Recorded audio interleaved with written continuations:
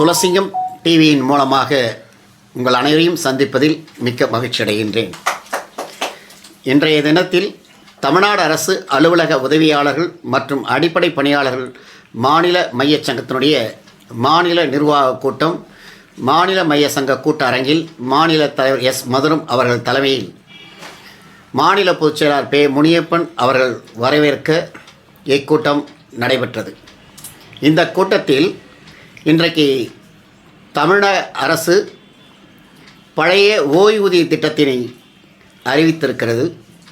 ஏற்கனவே இந்த ஓய்வூதிய திட்டம் மற்றும் 9 கோரிக்கைகள் தொடர்பாக கடந்த மாநில செயற்குழு கூட்டத்தில் 10 தீர்மானங்கள் நிறைவேற்றப்பட்டு அரசுக்கு கொடுக்கப்பட்டது. அதுபோல் போட்டா ஜியோ என்ற அமைப்போடு நாமும் ஒன்று சேர்ந்து 10 அம்ச கோரிக்கைகளை வலியுறுத்தி கொடுக்கப்பட்டது.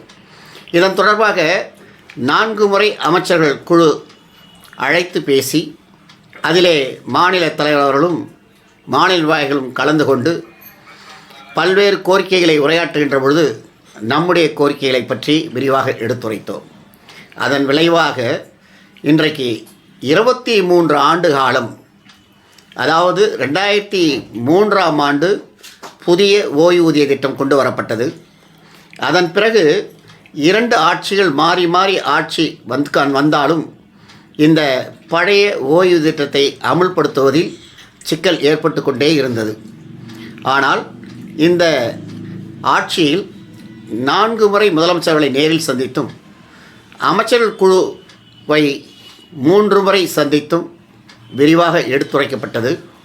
கடந்த 29/12/2025 அன்று 10 அம்ச கோரிக்கைகளை வலியுறுத்தி தமிழ்நாடு அரசு அலுவலக உதவியாளர் மற்றும் அடிப்படை பணியாளர்கள் மாநில மைய சங்கமும் அரசு அலுவலர் ஒன்றியம், ஆசிரியர் சங்கங்கள், பஞ்சாயத்து உள்ளாட்சி அமைப்புகள் அனைத்து 18 சங்கங்களோடு தமிழகம் முழுவதும் இருக்கின்ற அனைத்து மாவட்டங்களிலும் கோரிக்கை விளக்க கூட்டம் நடைபெற்றது. அந்த கோரிக்கை விளக்க கூட்டத்தில் தமிழ்நாடு அரசு அலுவலக உதவியாளர் மற்றும் அடிப்படை பணியாளர்கள் மாவட்ட சங்கத்தை சார்ந்த ஒவ்வொரு மாவட்ட தலைவருடைய பணி சிறப்பான பணியாக அமைந்ததற்கு சங்கத்தின் மாநில தலைவர் மாவட்ட தலைவர் அனைவருக்கும் வாழ்த்து தெரிவித்தார்கள். அதேபோல் மாநில நிர்வாகிகளும் ஆங்காங்கே தங்கள் மண்டலங்களை சார்ந்த மாவட்ட நிர்வாகத்தை அவர்கள் வெகுண்டு அந்த பணியினை செய்திட வேண்டும் என்று முனைப்போடு செயல்பட்ட காரணத்தினால் மாநில நிர்வாகிகளுக்கும் இந்த கூட்டத்திலே மாநில தலைவர்கள் வாழ்த்து தெரிவித்தார்கள்.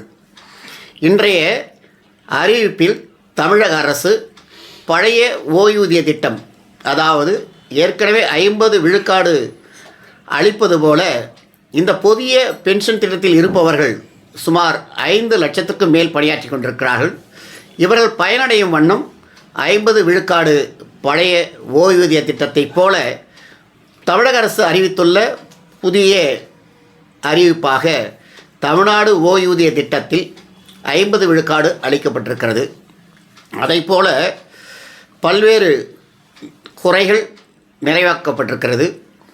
60%, அதாவது இதுவரை ஓய்வூதியர்கள் பெற்று வந்த நிலையினை அவர்கள் இறந்த பின்பு 60 விழுக்காடு ஓய்வூதியதாரருடைய குடும்பத்திற்கு கிடைக்கும் அளவிற்கு இன்றைக்கு புதிய அறிவிப்பு வெளியிடப்பட்டிருக்கிறது. பொதுவாக குறைந்தபட்ச ஓய்வூதியம் 10,000 என அறிவித்திருக்கிறார்கள்.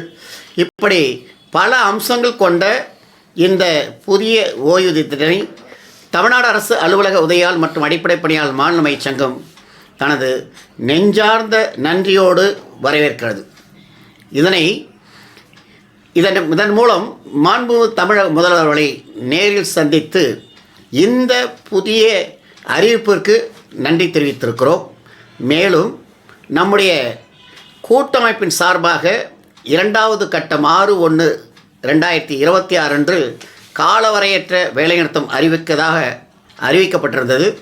அத்தோடு நம்முடைய மாநில செயற்குழுவில் எதிர்வருகின்ற 2026 தேர்தலில் திராவிட முன்னேற்ற கழகத்திற்கு வாக்களிக்க மாட்டோம் என்று சொல்லியிருந்தோம்.